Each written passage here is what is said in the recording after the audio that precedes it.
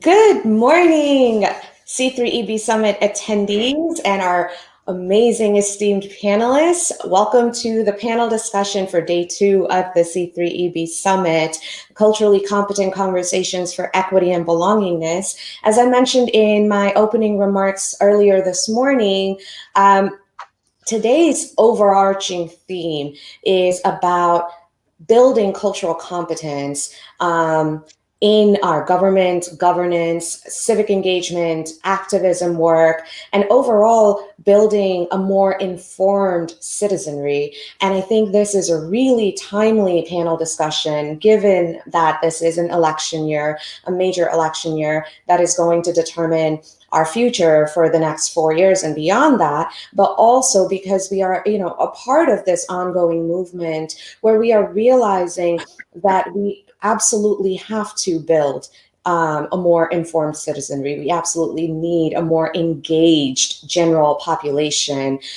who cares about the leaders that represent them and the issues that they're being represented on.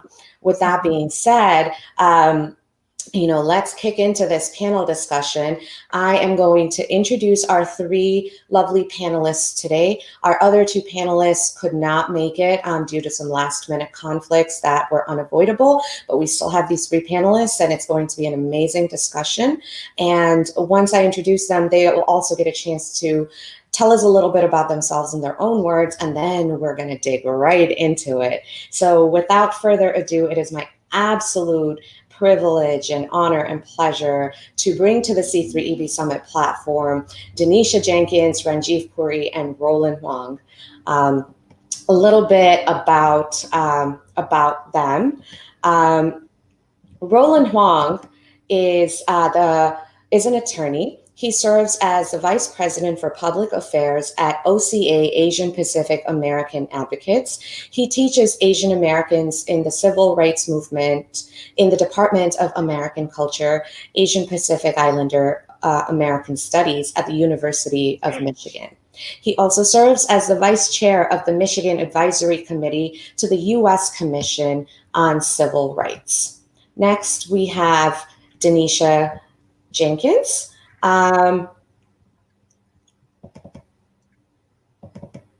There you go. Denisha Jenkins is an Austin-based equity and inclusion consultant and anti-racism educator that specializes in strategic planning, talent development, organizational learning, community engagement, and facilitation. For the last 13 years, she has been improving systems and developing trauma-informed, culturally responsive leaders within the healthcare, education, and economic development industries. Her specialties include conscious leadership, change management, bias, identity development, and mentorship. And finally, last but not least, we have Ranjeev Puri, who is now the Democratic nominee for the Michigan State Representative of 21st District. So congratulations on that, Ranjeev. Thank you. That includes Canton, Van Buren Township, and Belleville. Ranjeev is the proud father of 2 small boys, husband to a small business owner, and the son of immigrants from India. Ranjeev has an MBA from the University of Chicago and currently works in leadership development in the automotive industry. Ranjeev got his start in politics working for President Obama and now wants to bring a new perspective to serve and represent our community in Lansing, Michigan. So, wow, what an amazing panel we have today. So thank you all again for taking this time and contributing your time, expertise, and experience and insight so that we can have this conversation and other people can learn and grow from it, and we can all learn and grow together. With that being said, I would love for you guys to tell us about yourself. So let's start with Denisha. Denisha, can you tell us a little bit about yourself and what drives you to do the work that you do? Thank you for having me.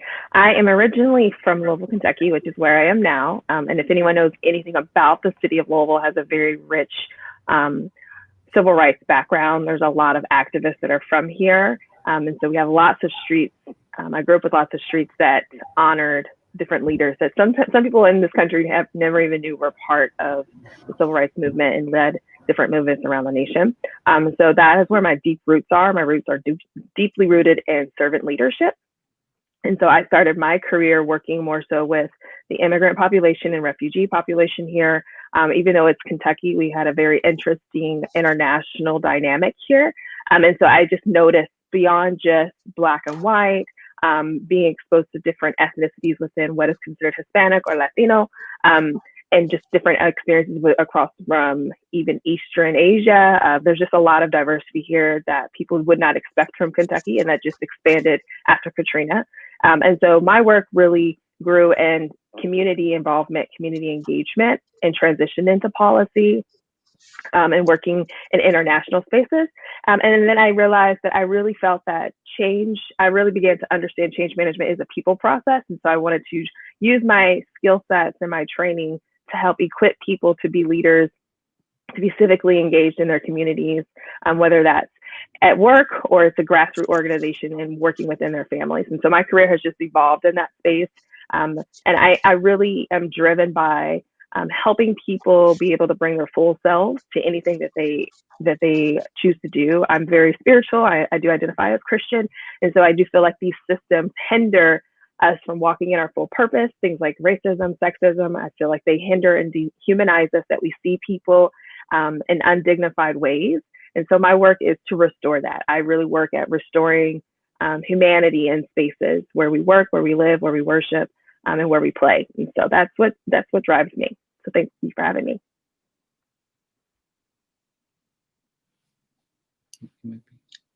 You're muted.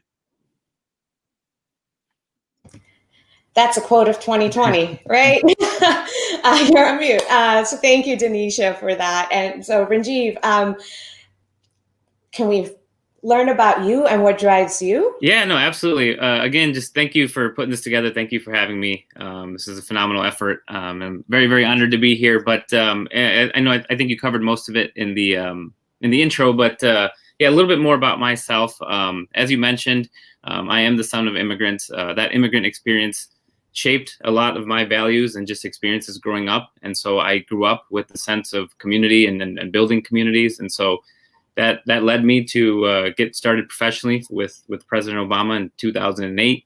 I was out in Chicago working for the president during the Obama years, and it was just an absolutely transcendent experience.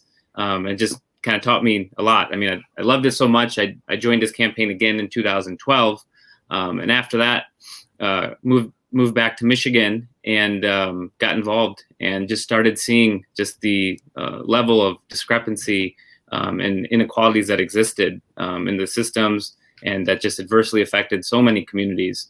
And it's deeper than just race, and it's much more complex than that. And so I spent the better part of the last 10 years just helping be an activist and trying to do my part to try to solve some of those gaps. As I spent time doing that, I understood where my voice could hopefully help and work at a larger level to solve some of these inequalities. And that led me to run for office. As you mentioned, we're really happy. We were able to win our primary just a couple of weeks ago. We're focused on winning now in November. And if elected, we'd be the first person of color to ever represent one of the most rapidly diversifying districts in the entire state of Michigan. And so we're really excited for what this all means. And again, thank you for having us. Absolutely. Thank you, Ranjiv. Roland, and Roland, I feel like out of the three panelists here, I've so far worked the most with you. But, for our audience who doesn't know you yet, can you tell us a little bit about you and what drives you what has driven you to have this, your bio doesn't even cover half of all of the accomplishments over your career. So tell us more, please. Well, thank you, Dr. AJ. I'm a native Detroiter, born in Detroit, and native Michigander. And my career path has been through different locations. I started out as an engineer and figured out I didn't want to just be an engineer. So I got an MBA and then went to law school and became an attorney. I was an engineer at Ford, then became an attorney at Ford. And lo and behold, the Vincent Chin baseball bat beating death occurred in 1982. And there weren't any lawyers that fit easily into the civil rights realm. So, a few of us volunteer attorneys stepped up and organized the American Citizens for Justice, Asian American Center for Justice, and we've been involved in civil rights ever since. Because of the Chin case was the path into civil rights, and I became a hearing referee for Department of Civil Rights as a result of that case, co-founded American Citizens for Justice, and I guess moving along, I became Vice President of Public Affairs for OCA, Asian Pacific American Advocates. And as part of that mission in civil rights, I joined the State Advisory Committee to the U.S. Commission on Civil Rights.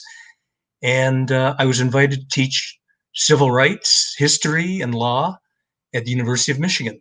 And so that is sort of the continuum in terms of transitioning from being a lawyer, getting involved in civil rights, and finding other niches in terms of being a hearing referee and working actively in the civil rights realm and teaching. So, thank you.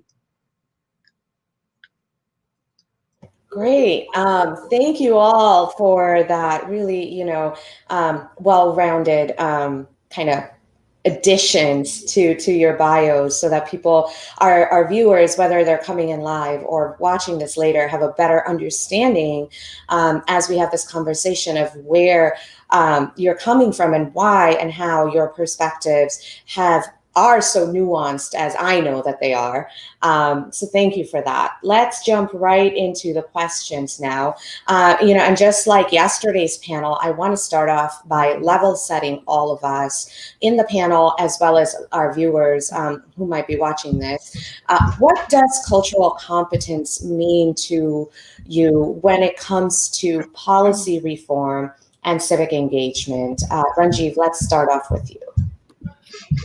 Yeah, absolutely. I think it's fairly simple. I mean, I think it means that we are working towards a society, and our goal is to work towards a society that is fair and just for everybody without bias.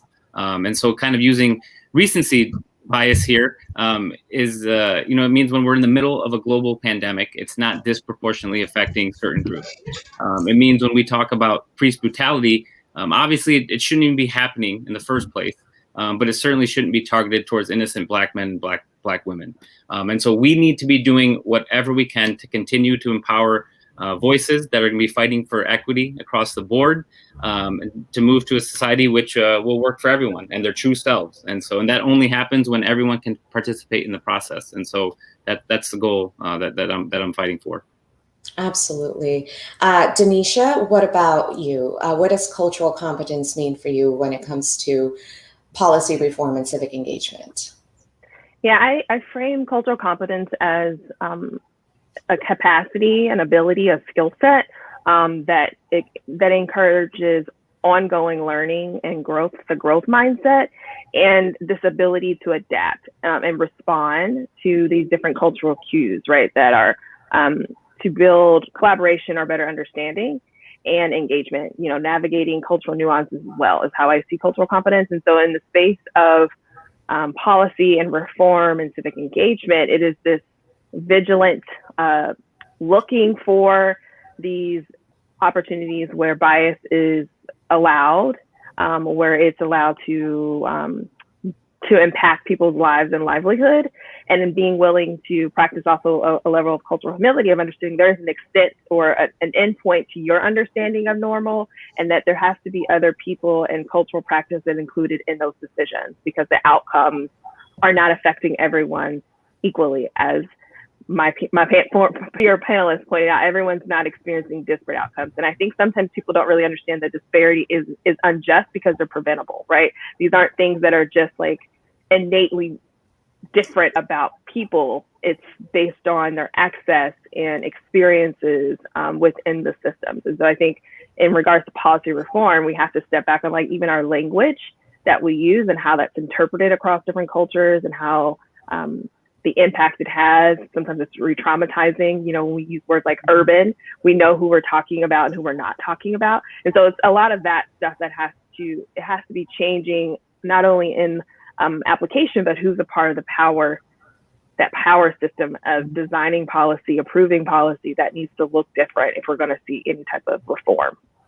Absolutely. Absolutely. And let's close this question off with Roland. Roland, what does cultural competence mean to you? And anytime you want me to bring up the slides, just let me know. I have them ready. Oh, sure. Well, I think it's important to recognize that cultural competence is a process. Mm-hmm. And I think the bottom line is we want to build trust among individuals because we are a community. America is a community, although maybe there are divergent views about what makes up community. But building trust, I think, is the main thing. The watchword is respect diversity. I think that it has to be recognized. I mean, everybody from every political spectrum has to recognize that there is diversity in this country and it deserves recognition.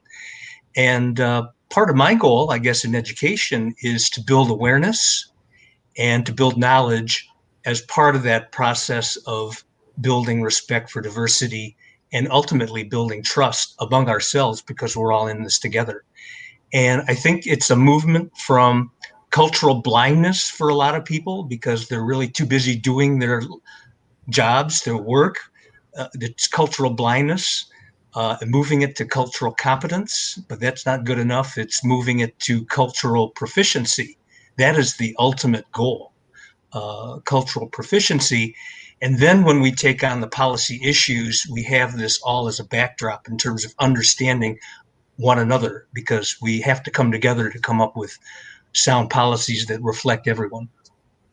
Absolutely. Yeah, I agree with that. And so moving on to the next question, actually, Roland, I'm glad you framed it in the way you did, because this question is for you. You have been, a civil rights attorney, and you've taught APIA history for several years now. So can you give us some insights into what lessons that we should have learned from our history and sort of kept in our minds that we've managed to forget? And we now need to bring these lessons back to the surface for us to get to first cultural competence and then cultural proficiency, as you said. Well, why don't you bring up the slide right now and we can talk about it. I think the main thing is the shared experience with respect to institutional racism. That is the bottom line. Throughout the history of the United States, it's been institutional racism. And so for the Asian American experience, it's been exploitation, cheap labor, working the sugarcane fields and agribusiness, pineapple fields, that sort of thing. We don't remember the Exclusion Acts, the Chinese Exclusion Act of 1882, and the effect that it had, 60 years of exclusion of Asians from immigration. So you wonder why Asians, being 40% of the world's population, only represent 6% of the US population. It's not that Asians didn't want to come to America, it was that we were kept out. And that's the price in terms of why we're so small a percentage in America.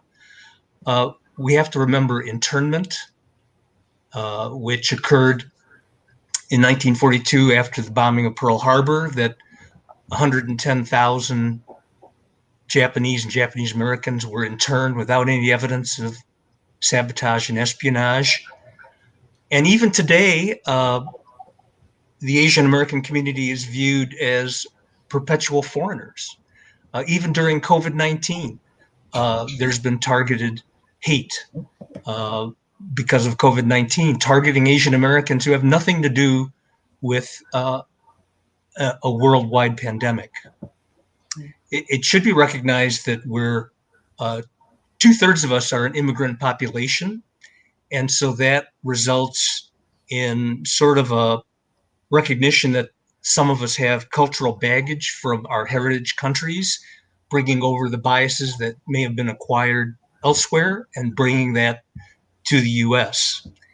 And recognizing the model minority myth to the extent that you wonder, why we're considered a model minority. Well, it is due to immigration policy. Looking at EB-5 and H-1B, where the U.S. immigration policy cherry picks the population from Asia, brings in the doctors, the nurses, the tech people, and yet leaves a lot of the Asian population behind. And so there's a little bit of credence to the model minority myth, but it's not genetic or it's not ethnic. It's really due to immigration policy.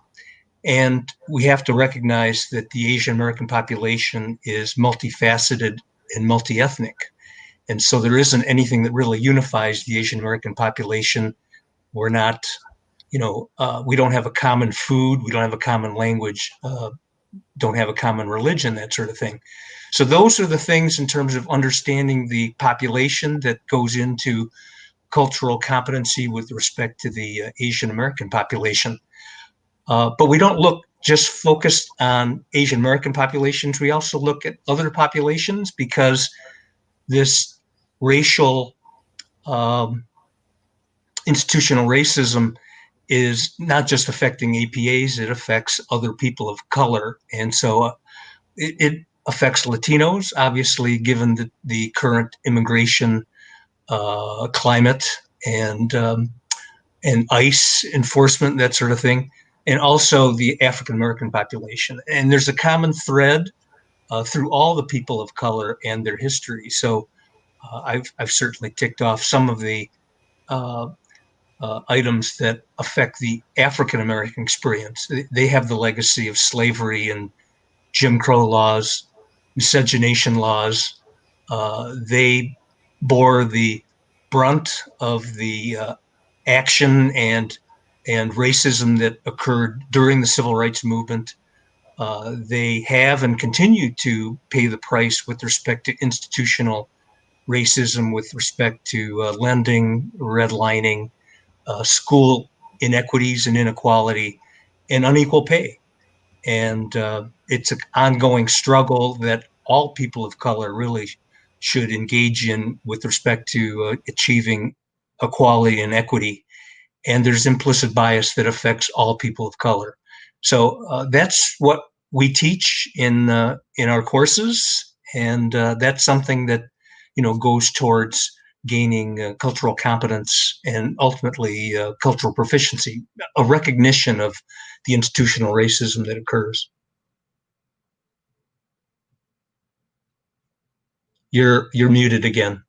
Sorry about me having to flash my Gmail to everybody. We're having technical issues because apparently Google Slides has been acting up all day.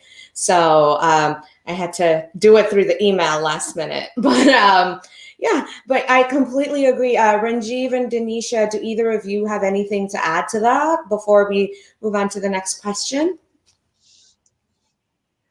I think just because of my background, like my anti-racism work, I think it is important to point out that I'm a systems person, I'm a systems thinker. And so I'm always pressing, we have this language that's like, oh, our systems are broken. I'm like, no, they're not broken. Systems produce what they're designed to produce. And so I think that's another part of it when I help people in my work of like unpacking cultural and linguistic racism. It's like even how you've been indoctrinated into our specializations vocationally are within a racist system of education, right? And so whether if you were born in the US and how you do medicine, these biases you have about what's valid medication or what's valid in healing is still taught through a racist lens. And so there's work as far as that cultural competence experience, that continuum, and getting to proficiency is also realizing there's never an endpoint because you have so much you'll have to unlearn. And so it's like a journey of all these new opportunities to expand what you think you know or thought you knew, and leaving space for other people to add to that narrative. I think it's important. Absolutely. Ranjiv, do you have anything to add? Yeah, no, I'm just kind of agreeing with my co-panelists here. You know, to Ronald's point, is something that I point out all the time is, you know, I'm a firm believer that, you know, we live in a society, as Denisha mentioned, that systems are set up to produce results that they were designed to produce. And unfortunately, you need to check a few certain boxes to meet those requirements. And if you don't check one of those boxes, you're largely left on the outside and the system works against you. And so, but I guess what Ronald was saying is that, you know, really, if you don't check one of those boxes, you know, like a lot of us probably are in that same category, and though our experiences may be different and our perspectives may be different, we're all left out in that we're all unified in that same manner. And so, you know, it's time that we start identifying that the system is largely not working for most of us. Absolutely. I agree. I have, you know, I have nothing else to add to that because I think all of your points are absolutely valid. This next question is for Denisha. You know, at this point in history, we know that the original feminist movement, while bringing out many positive changes, also failed people with more complex intersectional identities. So for those of us who identify as BIPOC or, you know, women of color or people of color, how can we start to engage safely and effectively to create a more inclusive, equitable type of activism for all of us?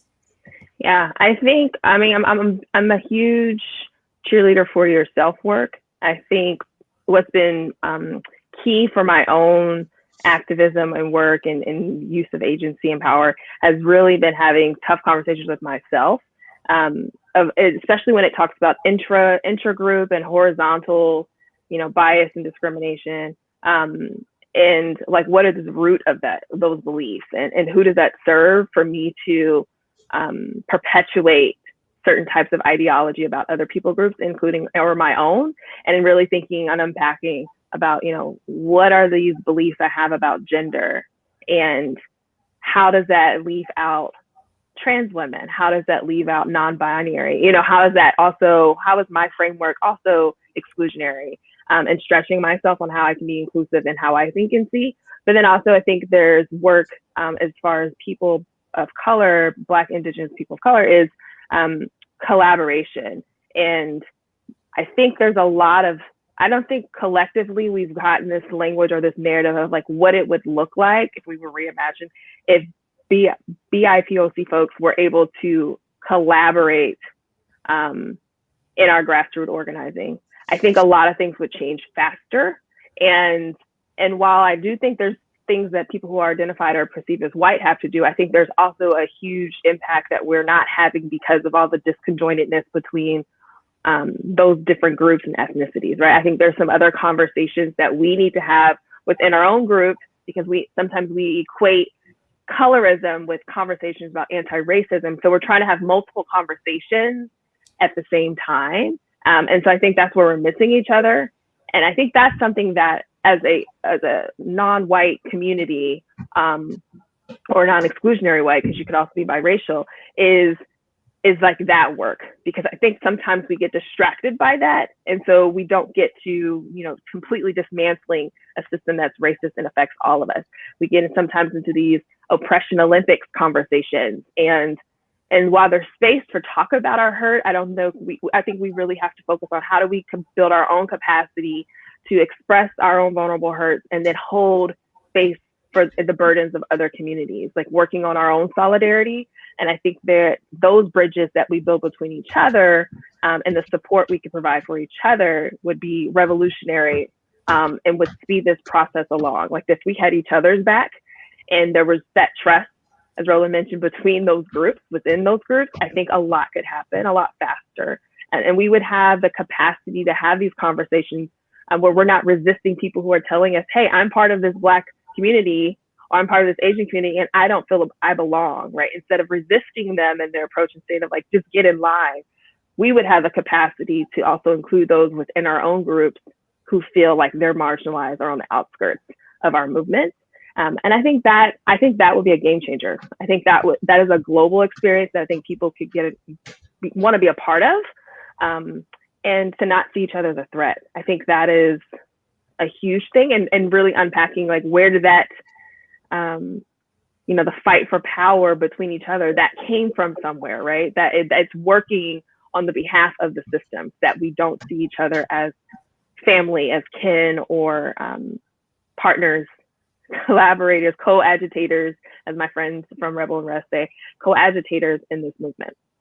Absolutely. Absolutely. I have my thoughts on that, and, I'll share them. But first, I'm interested in hearing, and I know this was about the feminist movement, but I definitely want to, ask Roland and Ranjiv if you have, anything to add to this on how can we create intersectional activist movements that are more equitable.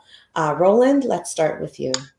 Well, I think the bottom line is achieving equality and equity for everybody. Equality and equity for everybody.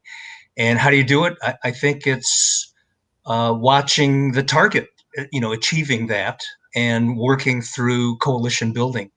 And I guess I would go through examples, that is, working in concert with the Asian American Center for Justice and Disability Power and the OCA on issues like voter access. Well, there's a common thread that people who are disabled don't have access to the polls. People who are limited English proficient don't have access to the polls. And so we're working with the Secretary of State on making sure that there's uniform voter access through VAT machines, voter access machines, and that sort of thing. Or in terms of inequality and inequity, working with boys and men of color in Detroit, working on how to achieve a more equitable model for living in Detroit. And so Asian American Center for Justice is working with boys and men of color on that issue. So those are examples. I think coalition building is so important because the common thread is we haven't achieved equity and equality yet. Absolutely. Ranjiv? Yeah, no, I mean, I agree with all the points. To go back to Denisha's point, I think we absolutely all need to stretch, our comfort zone and our understanding of just the different perspectives that are out there. And so, obviously, for me as a male on this question, I would default to both to you, AJ, and to Denisha to take the lead on answering this. But just from my perspective, I think it's very important that we all start coming together as a community that doesn't check those few set of boxes that's kind of left on the outside to come together in our voice. And then obviously as a male, for me, it's very important to lead with that, to identify and lead with the privilege that I do have as being a male. And, just anecdotally, we talked about me being a candidate. One story that's just resonated with me is, when you're a candidate, you have a team, you have a core team, you put together what your messaging is going to be and how you're going to lead. And so for our campaign, one thing that was really important to me was the fact that I'm a father. And so a lot of my messaging led that I was a father of two small boys. And in fact, I led almost everything with that. And it's funny because, well, funny is probably the wrong word, but it was alarming because a lot of my mentors in the political process are women.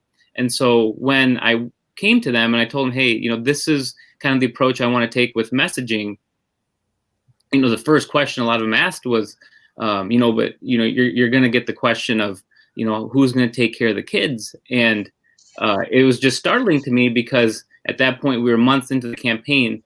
And as a male, leading with being a father was considered just such a strong asset for my campaign. And there was never a single occasion in which I was ever asked, hey, who's taking care of the kids or anything of that nature. It was always like, wow, you're such a great father, and it just, obviously it was just, just one anecdotal story, but I guess it was just more personal to me because, it was happening in the moment. But, and then that was months ago. And I can admittedly say, never once in my entire campaign did anyone ask me who's taking care of your kids.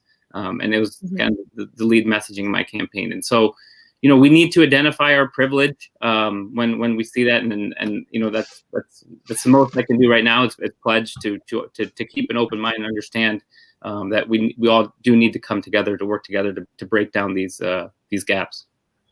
Absolutely. Wow. And that is a very interesting story. And it makes a very compelling point that, that of course you're male, like you're not asked that. But I bet if a female candidate said, I'm the mother and started off with that, it would have come up almost every time. And we know that that has happened recently too.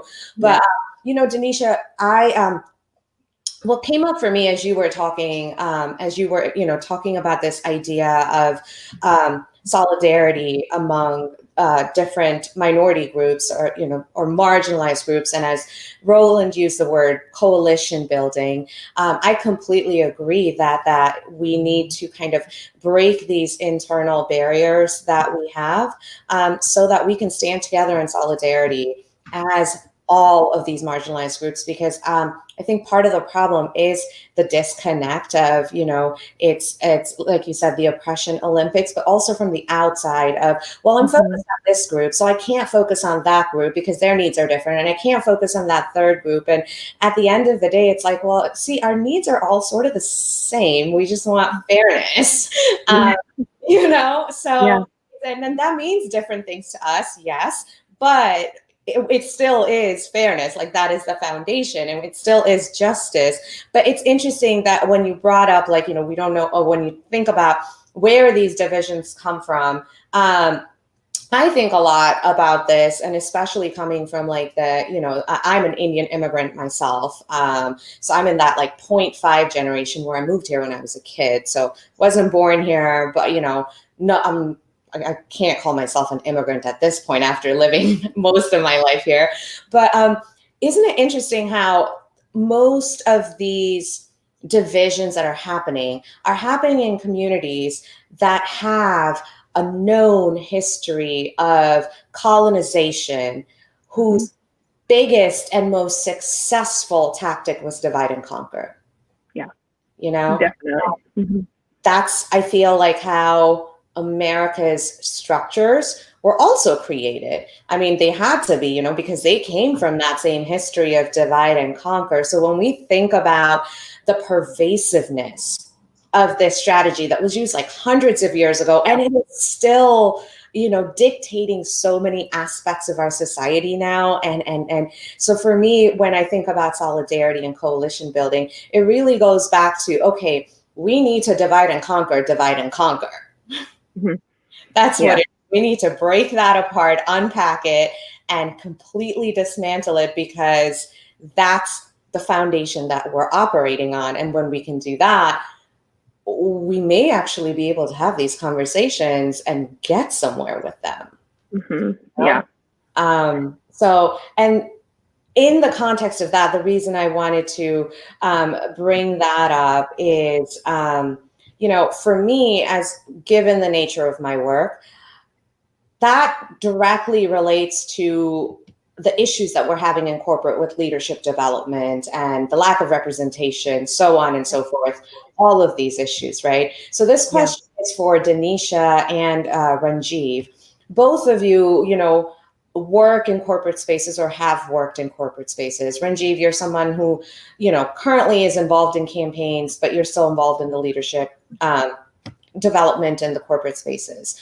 What insights can you share from your experiences in these kind of two spaces, corporate and public sector, about what are some action steps we need to take to become culturally competent, to, engage for civic engagement?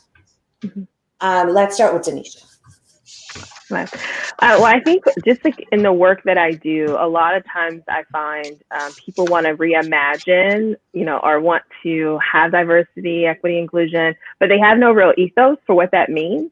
And so I think some of it is devoting time to like strategically, intentionally thinking about what do we mean? Like, what is our value statement? What does that look like?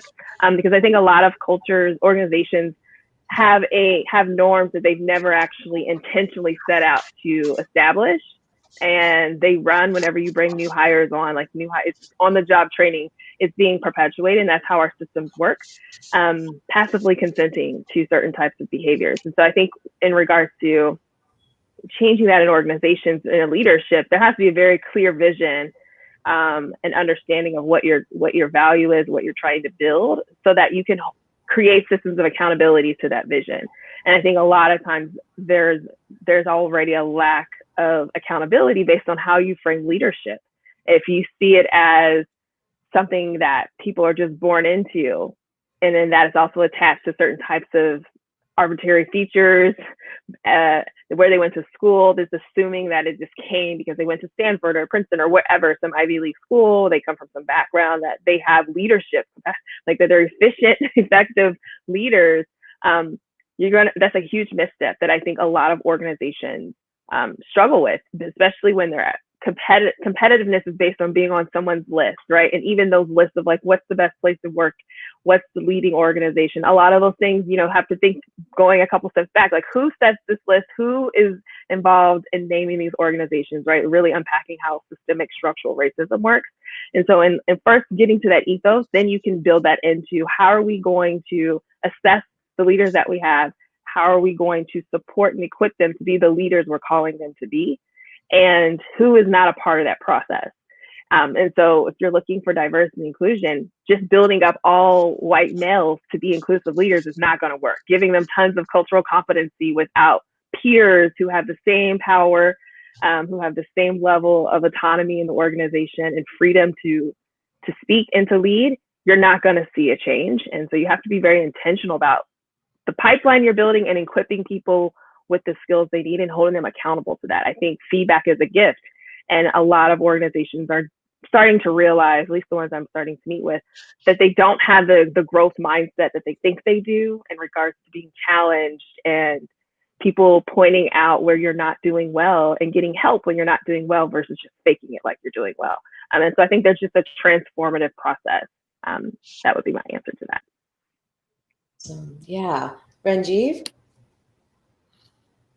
Yeah. Similar to Denisha's experience, I guess for me personally, just comparing my corporate experience to more on the policy side, I think the similarity and the stark learning is just the similarities. And so I've had the pleasure to build coalitions and meet people from different networks just through the various capacities of my professional experience. But whether and unilaterally, there's a representation issue. And so whether we're talking about boardrooms or decision-making tables or policymakers, they don't look and think like the groups of people that they're meant to represent. And, we're at a point now where those changes need to start happening, and everyone deserves representation, in all levels of government and just all facets of society. We need to be moving to more, equitable solutions for all of those. And so, anecdotally for me, I've had the pleasure to work for some of the world's leading organizations, and just one organization in particular comes to mind where I worked for a number of years, and the board was 20 or 25 people, and there was one woman and one person of color, and I worked there for a few years, and it didn't get any better. And this wasn't 15 or 20 years ago. This was 5 years ago. And so it's no secret, and the reason I bring that up because I'm afraid that that's a situation at too many boardrooms across the country. And so I think the first step is addressing and identifying that there is a problem here. And so and then that as Denisha mentioned, that change needs to be attentional. And so we can't have the same set of people that don't look and think like society making decisions for all of society. And so yeah, I think my experience has been very consistent with what Denisha mentioned. Yeah, and if I might add one thing that I think why I think that diversity of different leaders and backgrounds is, I'm working on a project with someone who is a former attorney who has a much more grassroots, healing, holistic healer approach, humanist approach to how they do this work. And so just even in conversations with this person, I'm always learning something new, because they're kind of like, let's level set on just how do you be human? I don't care about what your leadership brain is and these standards you're setting for yourself. But what is a human experience, and how can you extend that to other people? How can you make sure other people are seen? And I think that's something that's it's kind of anecdotally experienced, but it's not a pivotal point of how we build leadership within systems. And so, just I think that has even expanded how I approach hard conversations when I have to talk to leaders, whether it's a coaching session or mentoring. Like, this is still a person. They still have human needs. There's still, fear, all of those feelings that people experience are natural feelings. I'm there to help support them, right? And there's value that they have to offer. And I think that's part of what I mean of like why it's so important to have so many different types of leaders in a space, because we all can grow from that diversity and people feeling, a sense of sureness and confidence in what they bring to the table, and what they bring to offer people, that we can all glean from that. Can I chime in that it's important to recognize that a lot of boards are populated by people networking, and they may add to the board based upon comfort level, and so that perpetuates the sameness on a lot of boards. But also, when they do recognize that diversity is important, they may add a person of color or a woman of color, but that may only be tokenism in terms of just adding one. It's important to have a pipeline. The person that ultimately gets that position needs to develop a pipeline to further diversify. It can't just be that person being the token individual. And that's something that people have to take on as a mission. Yeah, I definitely agree. I agree. So I want to actually go back to a point that Ranjeev talked about policy. And so this next question is for Ranjeev and Roland in that order. I think when most people think of policy reform or legislative reform, they think of those, long, drawn out pre-spent sessions or hours and hours of time in the stacks poring over complicated legal texts and all of this stuff. And to the general public, it sounds so daunting that I feel like that's a big reason why people just don't even want to be engaged, because it's like, we have to understand what now and do what and go through what steps, And the biggest example I can think of for this is everything that's happening with this mail-in versus absentee ballot, and what those terms even mean. And what is the law around them? That's a really clear recent example. So given this, how do we, as potential future public servants, aspiring leaders, and just as, being engaged citizens, how do we simplify conversations about reform and policy, legislative reform and policy reform, so that we can continue to build this conscientious citizenry? Ranjiv, let's start with you. Sure. This is a great question. I have so much to say about this one, but for starters, we need to get more people engaged. I think everyone needs to understand that activism and engagement shouldn't be happening only every 4 years during a presidential election. That activism needs to become a way of life, and starting at the lowest level of government. I think we need to have more people starting to attend just local township or city board meetings, and just understanding what's happening in their community, and pay attention to who we're electing at all levels of government and not just at the top, and start holding them more accountable. And I think that's just a really fundamental way to start. Just kind of bringing it to more personally. Our campaign also tried to close some of these communication gaps. We are blessed to live in a district that is, again, one of the most rapidly diversifying districts in the state. People from all over the world, sub-communities from all over the world, dozens of languages spoken. We started mailing out literature in different languages, started making phone calls in different languages. And so trying to, just engage people who have been largely disenfranchised from the system because of simple reasons like a communication barrier. And so, part of the reason is just understanding that. And what was, I think, alarming is I was one of the first campaigns in the area to ever do something like that. And to me, it was concerning, for lack of a better word, just because I would think that if you are leading a community, that you need to be able to understand all corners of a district or of a community. And so, we were able to bring out thousands of new voters.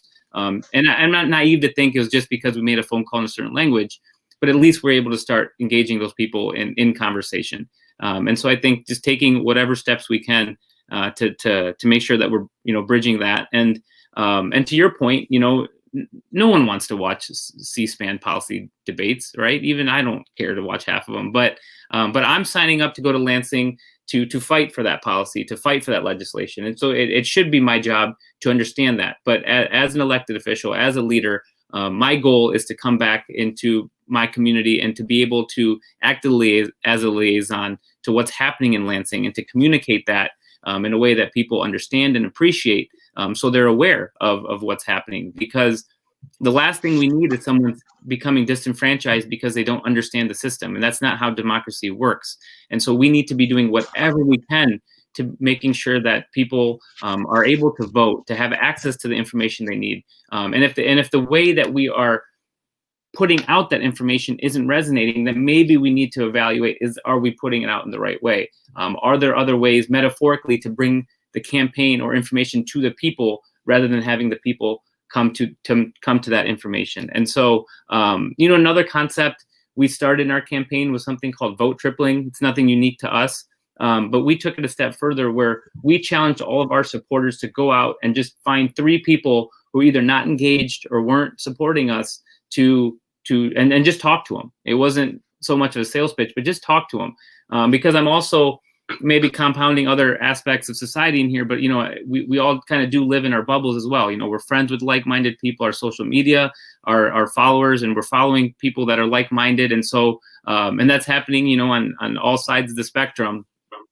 And so it really is good to just start engaging with people that you don't necessarily meet in your normal course of life, and engaging in dialogue. And again, I'm not asking anyone to get into fierce political debates, but I think it is good just to understand that other perspectives do exist, even if you're both Democrats or if you view differently politically, that someone's not a terrible person just because they think they're differently. And I think it's important to appreciate those perspectives. And so I could go on for hours about it, but I do think there's a lot of work we could be doing in this arena.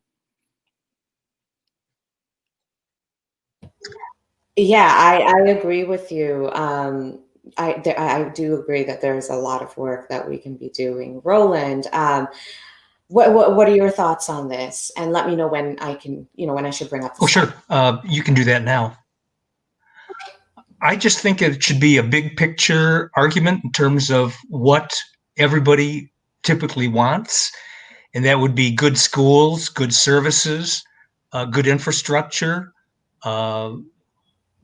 universal, access to the vote, and better education. And so that's what everybody typically wants. And so then when we have a common thread in terms of, we do want all of these things, then we can concentrate on those points that we need to concentrate on for our own particular communities.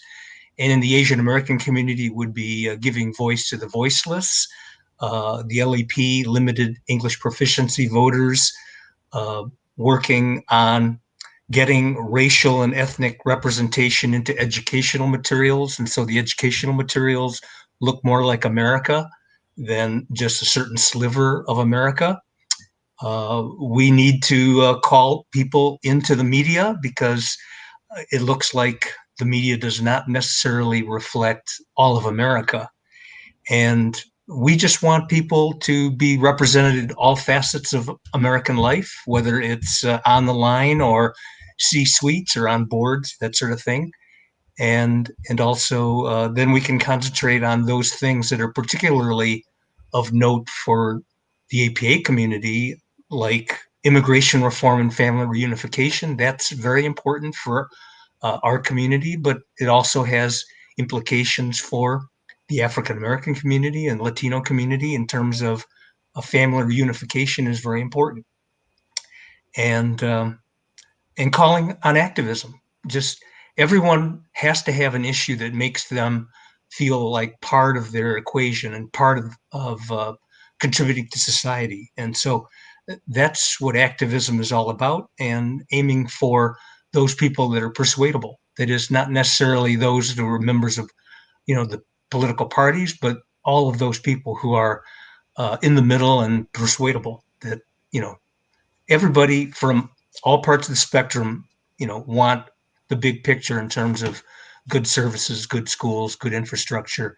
And I think that that's a good starting point for activism. Absolutely. Denisha, do you want to chime in on on that? On any thoughts on how can we engage and how can we simplify, rather, legislative reform and policy reform so that more people engage?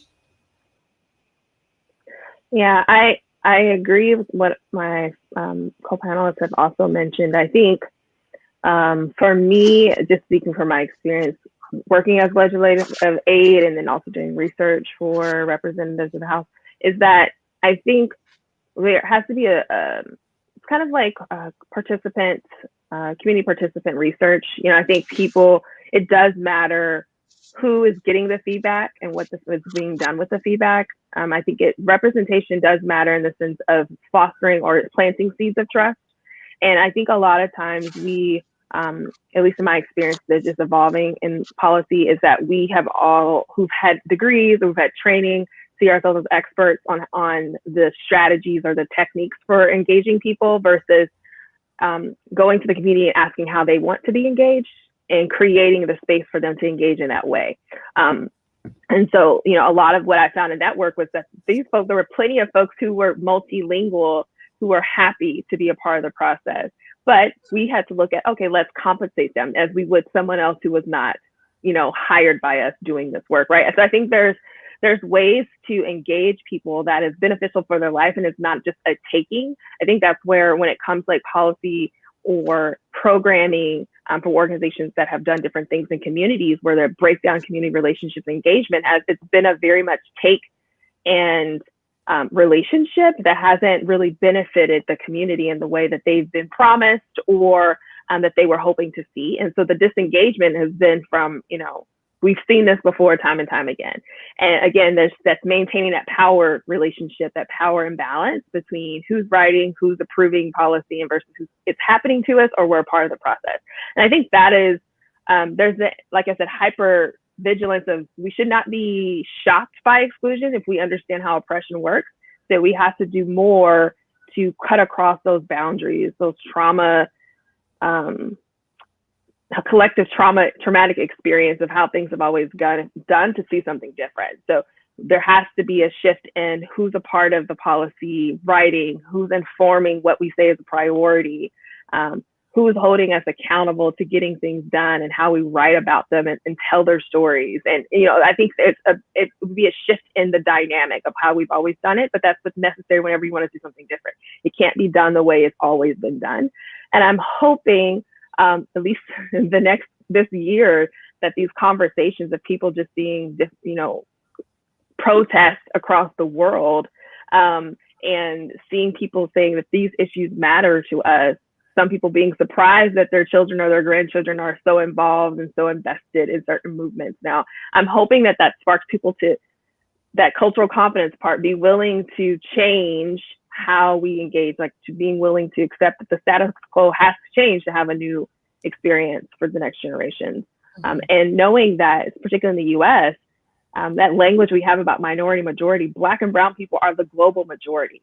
And so when we say things like some of that language that we're perpetuating, even around policy, it's still perpetuating something that's not true. It's still another myth that we're complying with.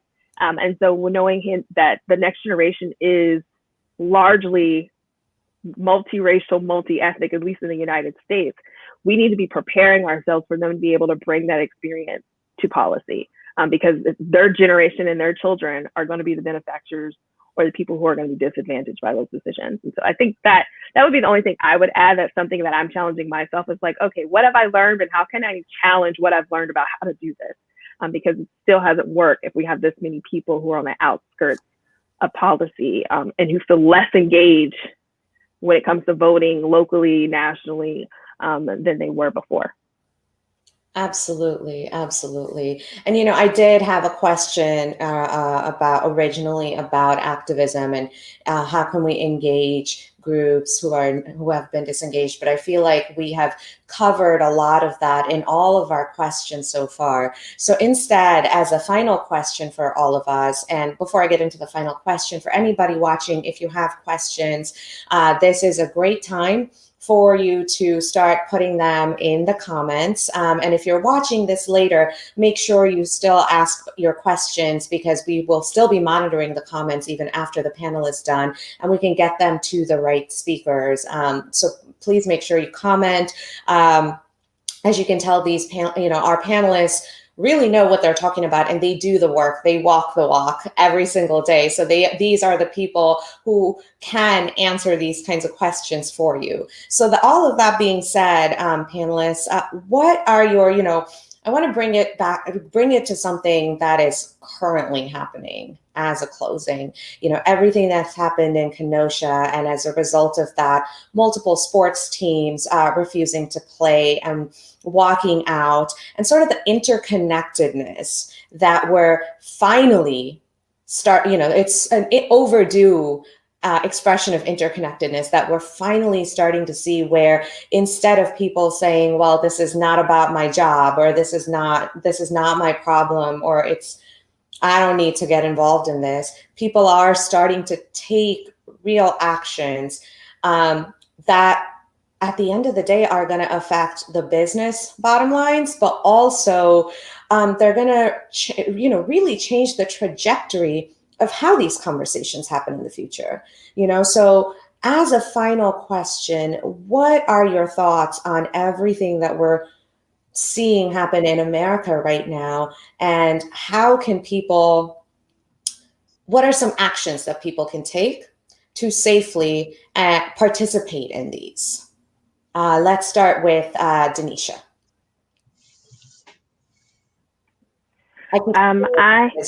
Any first. thoughts that I honest to be transparent, I am overwhelmed by processing what's happening. So I'm not sure if I can articulate at this point, but I do think that I don't want to put all the pressure. I know there's a lot in the U.S. about parents being blamed for a lot of things that their kids do. But I do think there are some intergenerational conversations that definitely need to happen. I think there are some conversations that didn't happen between my generation and the generation before me, my parents, just perception of what progress looked like. And I think now we're being forced, the coagitation, again, like from Rebel Arrest, is now people are demanding that we do not carry on business as usual, like that we should all be pausing and in faith communities lamenting, like there should be a disruption in your day when we're seeing death and murder and oppression like this. We should not be okay with this. And I think for me, I'm appreciating, just from a mental health background, seeing athletes and other professionals saying, I am not okay, and I'm not going to pretend to be okay, right? I think this pretending to be okay is how we become very blind to this experience. And we'll use language, and I'll just say in gender, even when men are crying on TV about how heartbroken they are about what they've seen in the shootings, hearing commentators say there's a very emotional person, right? And it's kind of like, well, I'm curious about how viewers are taking that information. Are we still perpetuating that being emotional makes you invalid, makes you not rational, any logic, and this isn't something of importance? Or is it shifting people's mindset around, this is something you should have emotion about. This is something that we all should be feeling some kind of way about. And sharing that and how to hold and sit in that burden, right? So I know in Texas, when people, there was an Asian family that was attacked when COVID was happening, I had to sit with that with friends and sit with that for days and weeks and think about like what that could have been like to have someone run up and try to attack you with a knife, right? Because you're Asian. And so, those types of things I think we need to get better at. And I feel like 2020 has been a pause on the way we do things and forcing us to get in tune with those human feelings and get in touch with what it means to be community, and really check if we're really that engaged with our neighbors, or they just accessories in our life stories. And I think I think right now I'm still just processing, the visceral trauma that I'm always experiencing, but then also hoping that there are other people in the community who are willing to carry that burden and do something about it, so that we don't have to keep having this feeling and having this conversation over and over and over every couple of weeks, because it's happening every day and there's just so many cases we're not seeing. And so I don't want us to be desensitized, but I also want us to know when it's important to feel and to pause, because it is traumatic and it's worth the attention. Absolutely. I completely agree with that.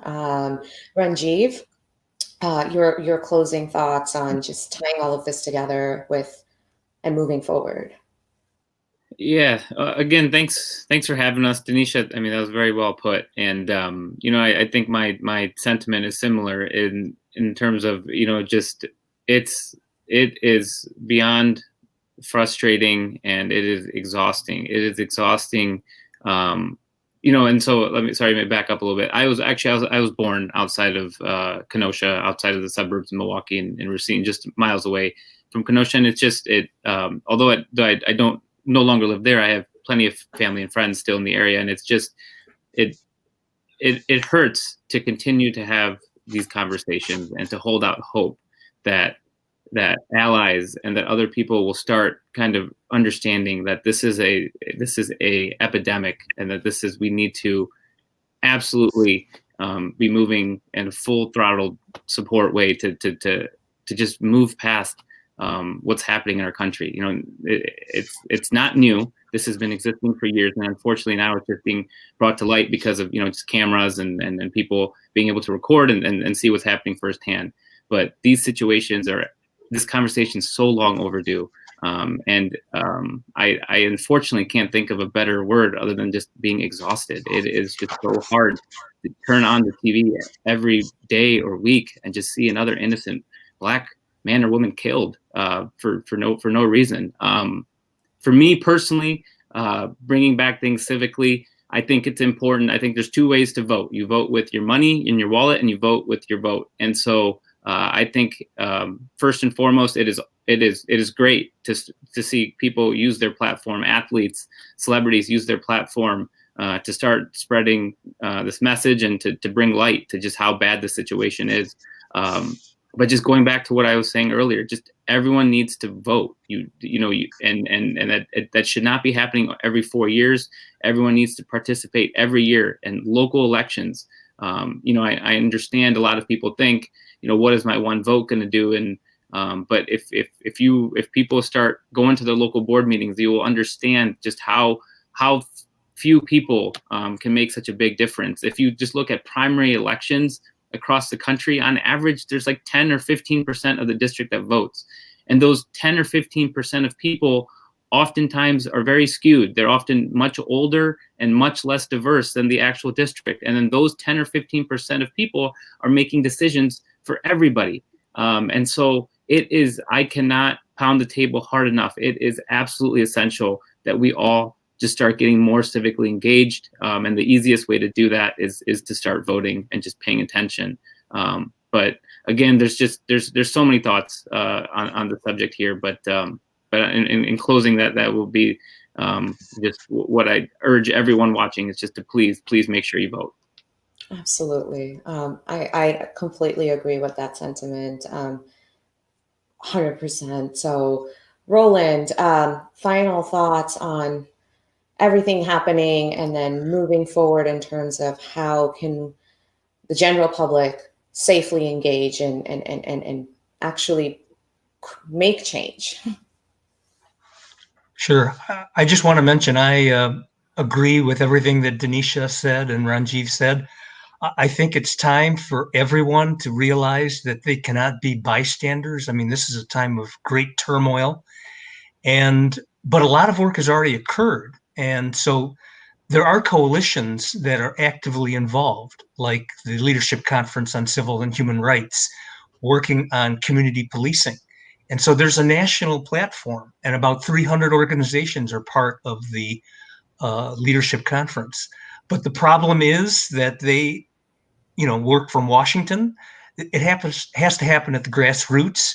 that the locals have to realize that we have to have the local conversation as to whether or not policing is becoming community policing.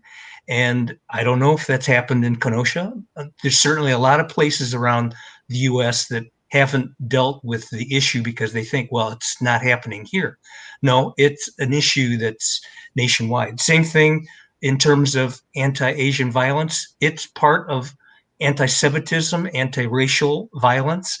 We're actively involved in data collection and reporting coast to coast. We have to hear from the locals, the grassroots, in terms of what's happening, in the localities. There's certainly a place for local action, both in data collection, anti-violence response, coalition building with respect to community policing, just as examples. And so really it's an opportunity for activism really at the grassroots level. Okay. Yeah, I agree. I agree with all of you. And, granted, that was like a little bit more of a somber note to kind of close things on. But I think, I think what you are saying in terms of it actually gives me a lot of energy and a lot of hope that what I'm hearing is, yes, this is overdue. Yes, it is emotionally extremely taxing, especially for members of our Black communities or members of any of our communities that are being victimized in these ways and that are, but at the same time, we do have the agency as individual citizens and we have several avenues, and we have several folks that can point us to the avenues that feel right to us to engage in. So it's a matter of us literally just taking that first step.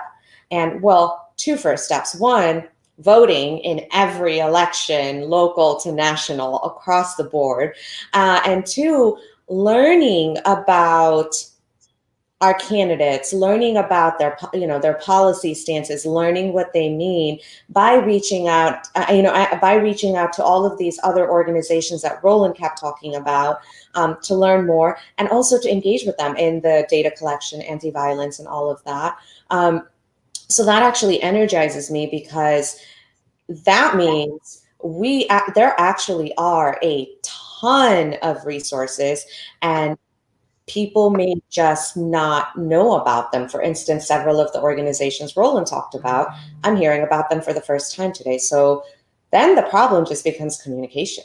Like, Ranjeev talked about earlier, about how do we take all of this information to people instead of having them come to us. So that actually energizes me and gives me a lot of ideas on how all of this can happen. So thank you all for this absolutely amazing panel.